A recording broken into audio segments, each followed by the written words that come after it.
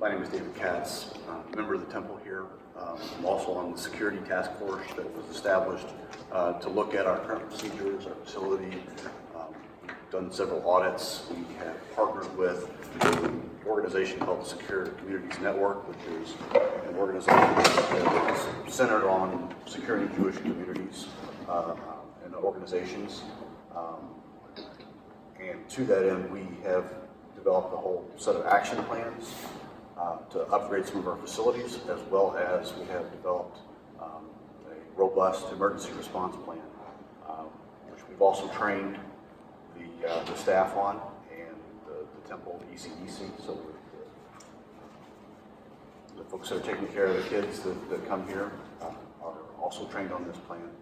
And so what I want to talk to you about this morning is first of all, start understanding what is safety. Does anyone have a general concept of what you think of when you think of the word safety? And if you don't, that's fine, but basically we're trying to protect ourselves from risk or harm, and that's sort of general definition. But part of that, we have to understand how our mindset and how we approach things interact with hazards that are in the environment, and how we recognize them and adapt. And we'll talk about who's responsible for safety and what can we or what can I do to be safe. So if you think about it, there's a lot of things that make the headlines, and there's some things that do not. The top 7 preventable or unintentional causes of injury and death in the United States are now overdose and medical mistakes. That's the number 1. Number 2, motor vehicle crashes. Every single one of us, I think, came here by motor vehicle this morning. Number 3, falls. But if you start segmenting that by age, it's number 1 for those that are 65 and older. Number 4, choking or suffocation. And then again, you drop that to look at age segments, it's number 1 for infants. Drowning, number 1 for children aged 4. And fires, and then weather-related disasters. So those are things that just to kind of understand the background when we think about safety. Again, the stuff that makes the headlines is not necessarily always the things that are most at risk. So think back to a time when you were either injured or had a near miss. Today. We heard that. I heard that story this morning. So what happened? What changed or did something unexpected? Was it someone else? In your case, it was a deer. You didn't expect that deer to jump out in front of you this morning. So that's a perfect example of something else outside of your environment. Was it equipment? A good example of that may be, let's say you were making a left-hand turn against traffic and there's no traffic light and your engine stalled. So that would be a bad thing if you were expecting to be able to make that transition to get off the road and you're not able to exit the road. Or was it you?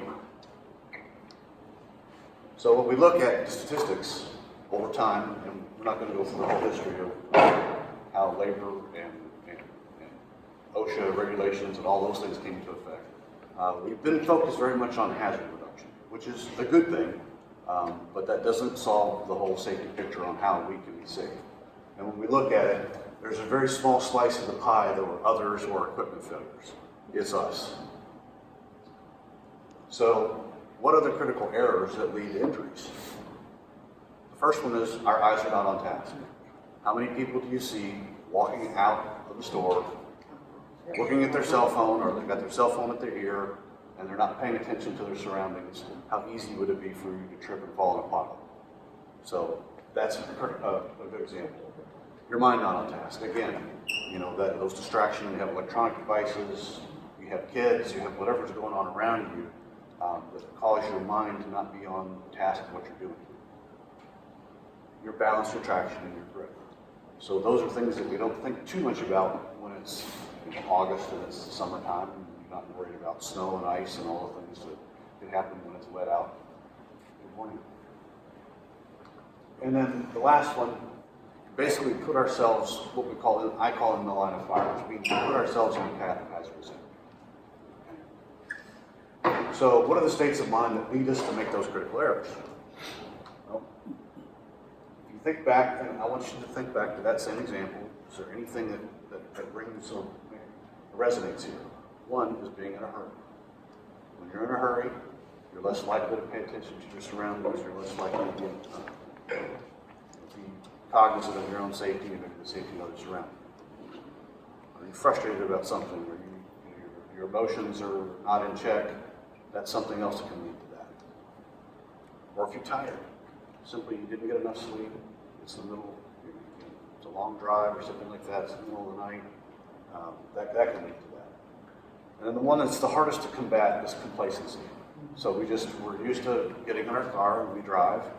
How many of you lock your door when you get in your car? I'm glad to see this number of hands, but that's just a good habit to get into. That is a good safety habit to think about when especially if you're not at your house or even if you are at your house. Get in the car and lock the door. That way if somebody's going to try to do something, they've got another barrier. And we're going to talk about that more in a minute. So if we understand the mental states of rushing, frustration, fatigue, and complacency, how that leads to errors, eyes not on task, mind not on task, putting ourselves in line of fire and the balance, trash, and grip. Then we get into what we call close calls, minor injuries, or major injuries. And where that becomes a bigger triangle is where the hazard goes up. So if you're driving down the road and the speed limit is 25 and people generally follow that speed limit, your hazard is fairly low. Once you get onto the expressway and now you're doing 70 or more, a lot of people drive, now you're exposing yourself to a lot more energy. Same thing with, if you live on a ranch and you're on the one floor and you're not have level changes, that's less risk than going upstairs. Or, for example, going up a ladder, that's even harder because that's not a fixed, unless it's a fixed ladder, that's a possibility that if you don't have it set right, you fall. So those are all good examples of how, hazards can be, larger or smaller, and then combine it with a critical error, then you get this larger pyramid. So how do we improve our chances? Well, the first thing is to self-trigger on our state of mind, which again, complacency is the hardest, but if we're in a hurry, if we're frustrated, if we're tired, we should slow down and think about, okay, how can I do this safely? I gotta keep my safety. Or if I'm climbing a ladder, because I'm cleaning out my gutters, I need to make sure, darn sure that thing is stable and preferentially tied off, if I can tie it off something. Analyze close calls and small errors to prevent risk or agonizing over victims. So I shared a story Tuesday. My dad injured his back when he was in the Navy. And it was bad enough that he had to be medically evacuated off the ship and brought home. And it was actually the only reason he was home without war. And in 1985, he put his pants on and we were watching this, and he did this. And he was trying to shove his foot through, popped his disc in his back. Guess what? He was back in surgery a few days later. So what did I learn from that? Sit down and put your drawers on. Sounds simple, but it's an injury and error reduction technique that I can use and share with you. Again, we could probably talk examples of that all day, but so things like that can help. So look at your patterns of habit and increase your injury, and then work on those habits. Try to improve. A big portion of what I wanted to talk about today is situational awareness, and then talk about a little bit how that plays into our emergency response plan. And the first is identifying hazards and doing a threat assessment and understanding how to see those hazards.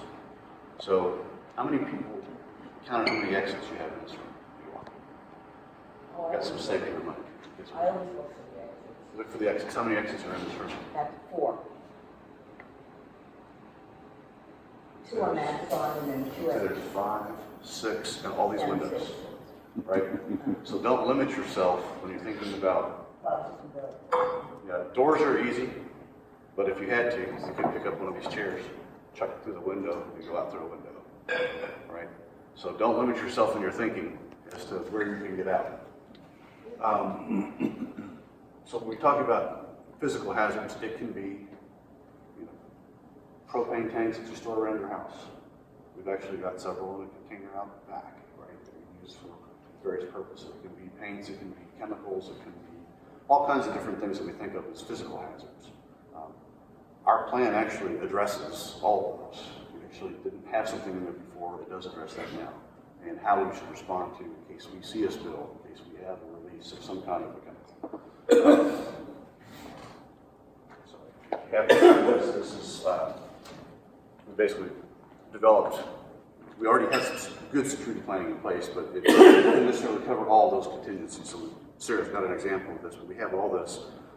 We think about it, this plan includes fires, material spills, medical emergencies, severe weather or natural disasters, war, threat, or act of violence. Right? So I know that's kind of all that's in our mind right now, but those other factors are things that we all need to consider to make sure that we're addressing. The next piece is understanding hazards presented by people. When I walk into a room, I look around at the people that are in the room, and I kind of make a quick visual assessment. And hopefully you do too, and if not, I'll give you some things to look for. How are they dressed? Is it appropriate for the season?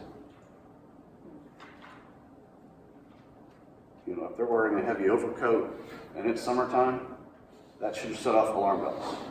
If the hair on the back of your neck stands up when you look at that person, pay attention to that. Call the police. There's no harm in having them come and check it out. We had Tom here on Tuesday morning. He echoed that. He basically said, yes, if something or someone seems out of place, make sure you call the police and let us check it out.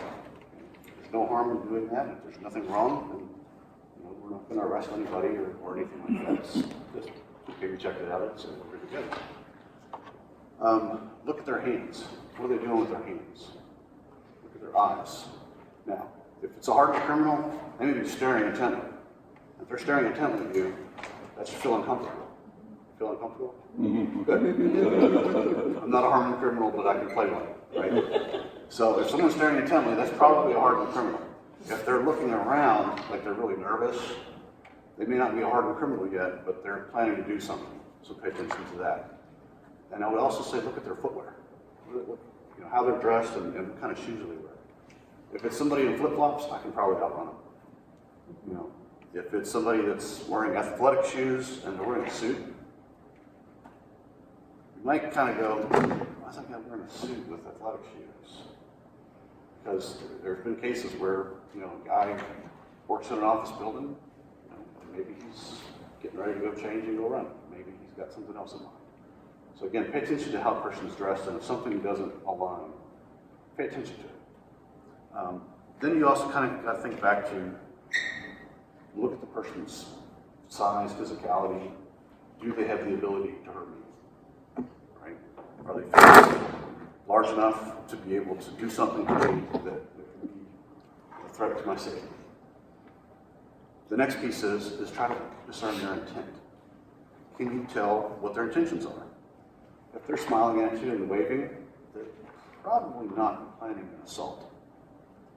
But if they're, like I said, intently staring, or maybe their eyes are darting around, they teach us as a police all the time. If they pull somebody over and they start running their information, that guy knows if he's got warrants before the officer does, right? So, if their eyes are darting around and they're getting ready to plan that, I'm going to knock this officer out and get out of here. That again, that's that nervous behavior. Pay attention to that.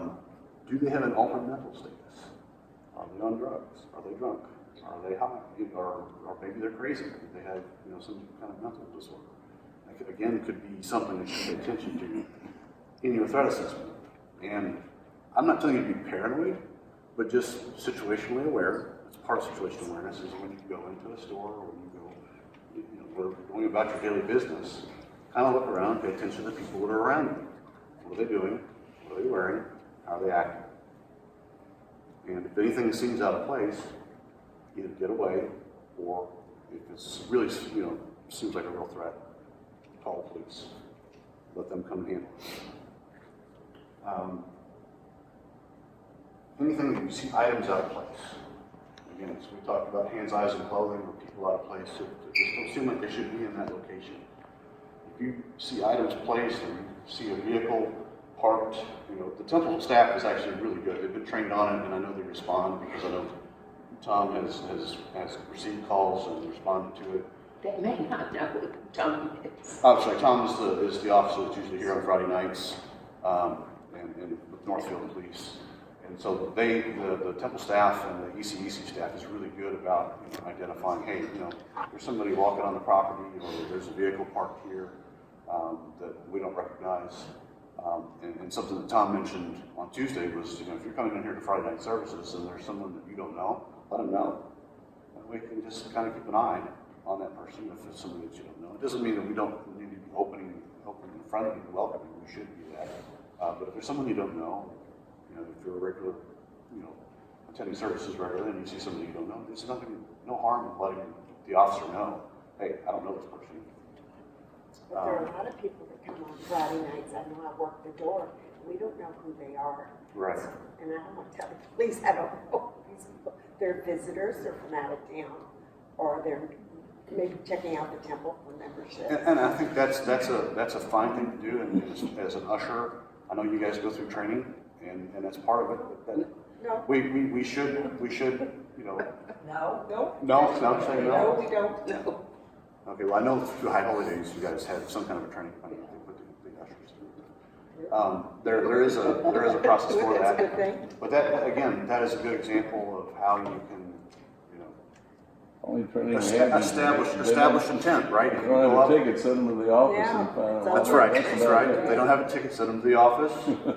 But again, the same thing, you go up and shake hands with somebody and you can talk to them, and you can discover someone's intent usually fairly quickly if you go through those steps. It's going to be 100% foolproof? No, nothing is. Well, if But you engage them, if you say Shabbat Shalom, how are you, and they are spacey, that's a sign. right, that would be maybe your indicator to say, okay, this is the person that I do want to point out. Or they say, oh, we're visiting from out of town. I mean, if you engage people, they'll Yes. tell you something. Yeah, I would agree with that entirely. Again, those are proactive things that you can do that, number one, is welcoming and says, the temple's a place that we'd like for you to visit. But number two, it also is a way that you can kind of evaluate, hey, what's this person's intentions? What are they here for? We don't know them. Great. If they're just wanting to come and visit, glad to have you. If this person seems like something's a little off, that would be a good time to let Tom know, hey, number one, I don't know this person. Number two, they seem a little off. And you can let them know that. So what do we do if we see any of these things as part of the situational awareness? And that is take action and report it. If it's an emergency, call 911. If you've never had to call 911, we actually, in our plan, on the cover actually, it didn't just say, hey, it's going to bury somewhere in here. We actually put it on the cover and said, hey, if you got to call 911, you want to immediately give them your location, tell them the nature of the emergency, whether it's a medical emergency, whether it's a fire or what. Describe your exact location and stay on the phone. That's probably the most important thing you can do is stay on the phone and keep giving them information as you have it available so that they can update first responders that are en route to respond to that emergency. So if I had to stress one thing, once you call 911, you stay on the phone until that dispatcher tells you to hang up. If, for example, you need to direct EMS in, you point at someone and say, hey, I need you to go to the door and meet the ambulance and guide the paramedics in to this location.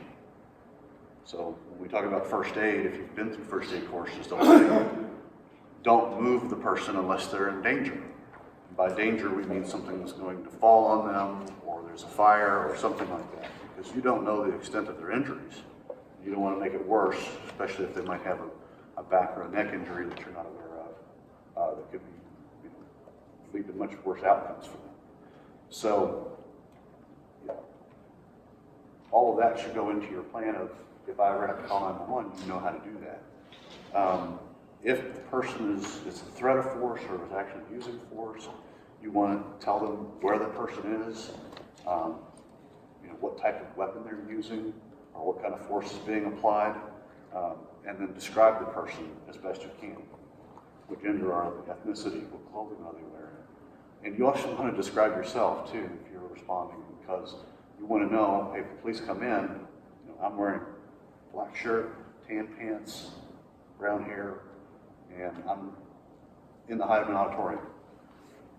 Give your location. So that's part of the training that we went through with the staff, and that you guys should know as well. If, for example, we also have a quick response plan that is in every teacher's classroom, and all the staff have copies of it as well. You guys are more than welcome to look at it. The first one would be an active shooter. And I know that's probably what's on everyone's mind. Again, it's probably not the most likely thing to happen, but if it does, you want to know what to do. The first thing is you want to put distance between yourself and that situation. You want to get away. And so they have this concept of run, hide, fight. And when we mean run, have an escape plan in mind before something like that happens. You don't want to try to come up with a plan when you hear what you think are firecrackers. And that's, again, one of those things that situational awareness that we got to understand is overcoming what we call normalcy bias, which is in our normal everyday lives, we don't usually hear gunfire, at least not around here. There are some people that live in parts of town where they do, and unfortunately, that's something that our city is struggling with. But you want to have an escape path in mind. Again, doors, windows, gates, anything, any way that you can get out. Have that in mind before a situation like that happens. Attempt to help others to escape. Right? That's part of the run process. Call 911 and then alert temple leadership. Finally, if the police do arrive on scene, follow their instructions. Whatever they tell you to do, if they want you to go to a certain location or if they want you to do a roll call, make sure you follow their instructions, and that way you can do your best to stay safe. If you're not able to run, the next is hide.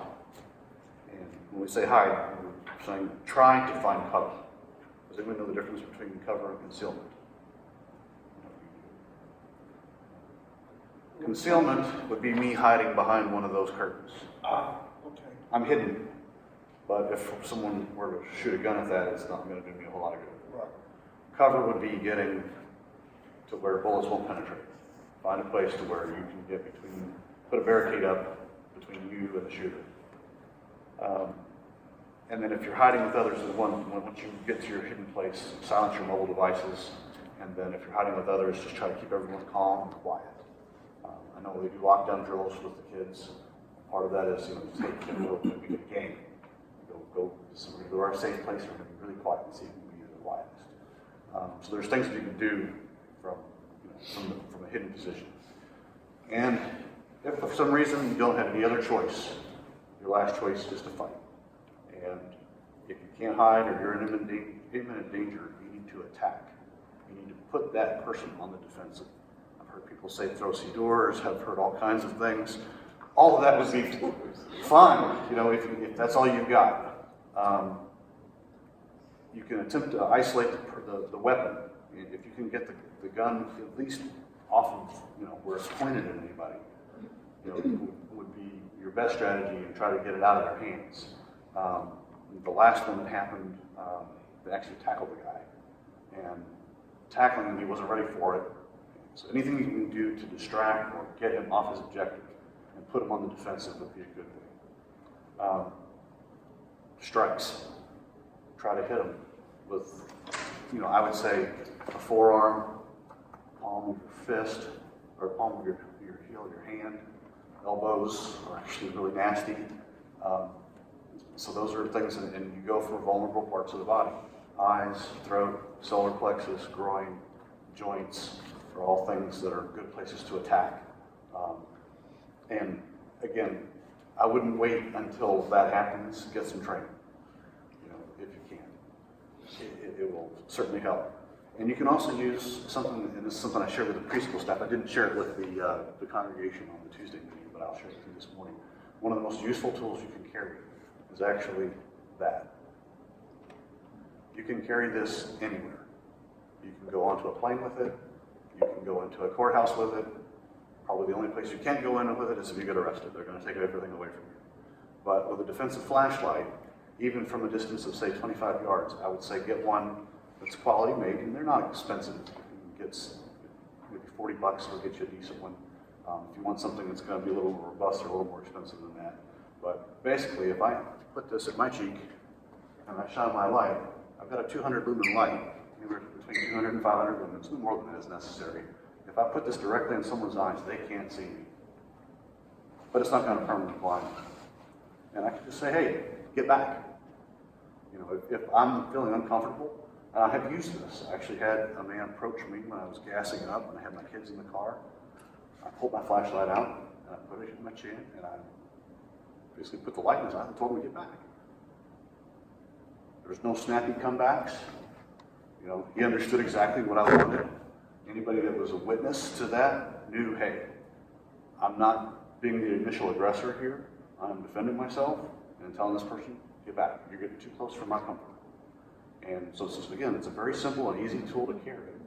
And if I had to, this one is robust enough that if I needed to strike with it, if that person refused to get back, I could use it if I had to. Where would you get that? Get a one. Lowe's? Say again? Does Lowe's? Lowe's carries some. I would look for something more like either from Streamlight or Surefire. You can look on Amazon. They've got a number of options. They've got some that have like a strobe light. This is just a high and a low, so if I can double click. And I use this all the time. I mean, looking under the couch to get the toys out for the kids or whatever. You know, you wouldn't believe how handy it is, but at the same time, I've got this safety tool in my hand that most people don't think of as a safety tool. So this is not a class on defensive flashlight. We could go spend probably 2 hours on this. But it is a very simple and effective tool that you can carry with you, and it's handy. It doesn't cost a lot of money, and it's not restricted in any way. But most importantly, what I like about it is that if I had to, I can light somebody up from a distance across the room. That's a pretty good distance away, and I'm maintaining that distance, so that's helping me maintain my safety.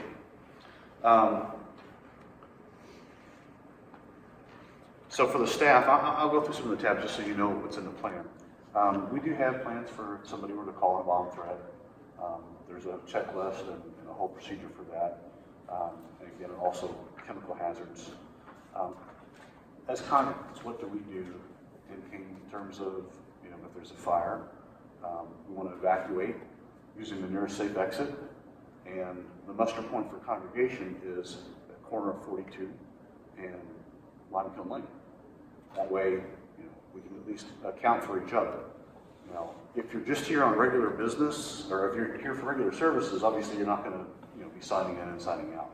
But if you come to the office, we highly encourage you for your safety, as well as for the safety of any first responders, that you sign in and sign out, so we know who's in the building and we know who's left the building.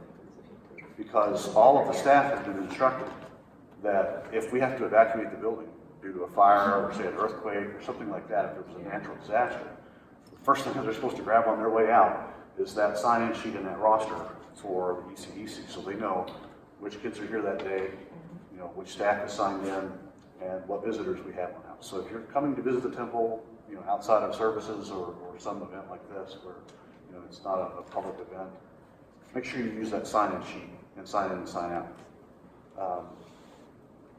Again, for fire prevention, the first piece of it, and we talk about it in our safety plan, is prevention, right?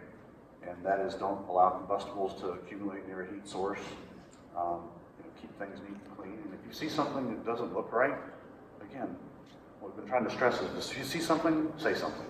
Make sure that you let someone from the temple staff know, or, you know, maintenance staff, let them know, hey, you know, I noticed this pile of trash over here. It's over in the corner, whatever it is that you might see, that just say, hey, it doesn't look right. Let them know. Make sure you know where the fire alarm poles are. You know where they are? Yeah, you see one there. There's generally a fire alarm pole by, you know, most of the exits. You know, there's a fire alarm pole. So make sure you know where those are if you need to pull one. As you're on your way evacuating, if you don't hear the alarm, make sure you pull that alarm as you're going out the door. If, for example, you know, you see a small fire and you're trained to use a fire extinguisher, you can use it. If you're not, do not try to use a fire extinguisher. So unless you've got specific training on it, your best bet is to pull the fire alarm and get out. The next one is medical emergency. So I mentioned, again, call 911, give the exact location of the victim, and do not hang up. You describe the injury or illness, don't move them.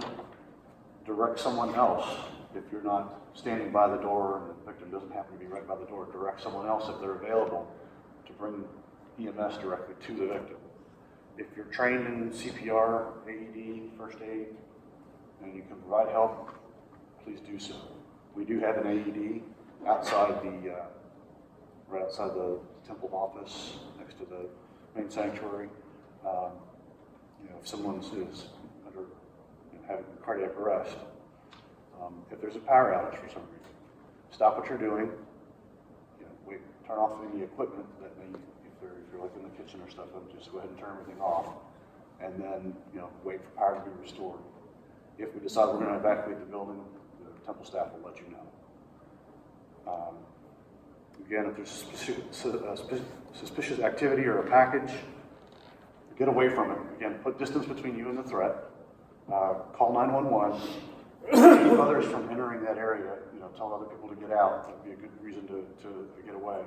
And then report that again to temple staff and let them know. If for some reason we had to take cover from severe weather, the main bathrooms are where we go. That's where our designated location. Again, if you're here outside of regular services or some other event like this, we'd ask that you sign in, because when we go to take cover, we're going to take that roster with us, and whoever's on that list, that's who we're going to go look for if we can't find them. If you leave, make sure you sign out so that we don't send emergency responders looking for you unnecessarily. And then again, we've talked a little bit about if there's some kind of a threat, again, whether it was workplace or domestic violence, we've got response plans for that. So with that, I would just like to ask you, what are your questions? So I've been in places where we have a lot of really nice plans. How often do you schedule pulling this out and updating it and familiarizing the staff with it? That's one question. And I noticed you did talk about, having children in the building is an additional safety responsibility. I read something about having them released to known people. But first, how often do you anticipate practicing it so it doesn't just sit on the shelf? So we do drills in the ECBC. I know they do at least 4 fire drills in the calendar year. They do lockdown drills. I don't know what the frequency that is, but I know that they do it. I would personally commit to make sure this plan is updated at a minimum annually, or a staff and personnel change, because part of the incident command structure is that we have certain people identified that will be convened essentially if there's an incident. We'll make sure that as those personnel change, we'll update that. And again, we'll make sure that it's updated. We generally review our safety plans, and you can speak to this, Wendy, prior to high holy days is kind of our rhythm of, hey, let's make sure that everything's up to date. And so there is. Yeah, so the temple actually, I have to say that we updated and added to, but they had a pretty good plan to begin with. So the bones were already there. It was just a matter of fleshing out some details.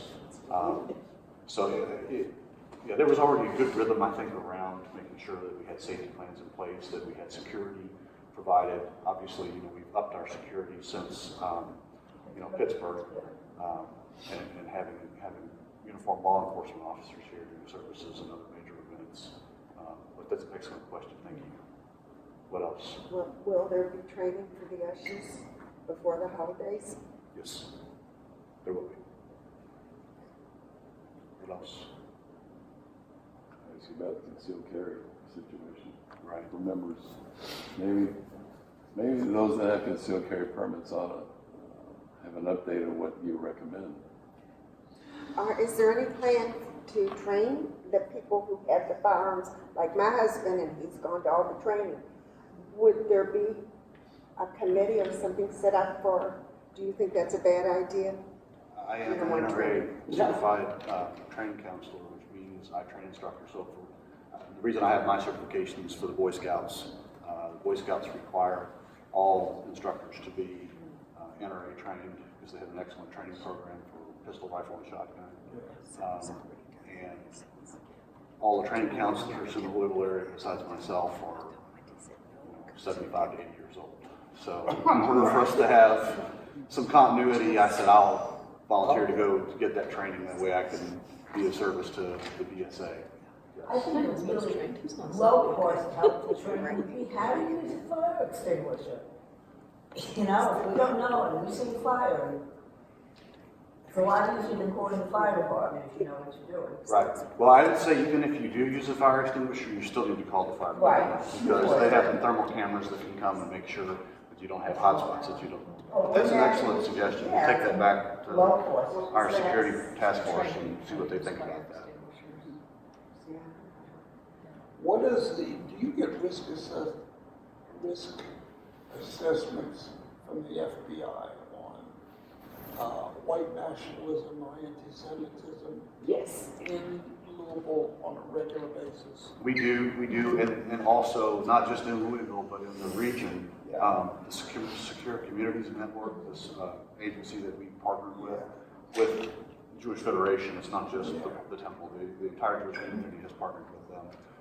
They actually have a 24-hour hotline with someone that staffs their duty desk, and they send out when there are, those types of threats, anti-Semitic or white nationalistic threats. They actually send that out to the security directors for all of those organizations. And so we're made aware of those threats, as well as the FBI. They communicate. The guy that runs it is retired former Department of Homeland Security chief for Cook County, Chicago area, Illinois. So he's got deep connections with federal law enforcement officials, various agencies, and those guys are very closely tied in. Is there just one officer for high holidays? No, there's multiple. Multiple. And there are multiple officers. Part of safety and security is you don't publicize what you're doing. And we have gone through, again, in detail, really a lot with David's help. And so, I compliment him, just because he's got that background. There's a thing called Safe Louisville. So JCL and all the Jewish organizations are, there's a new thing happening called Safe Louisville, which is tied in with this SCN network.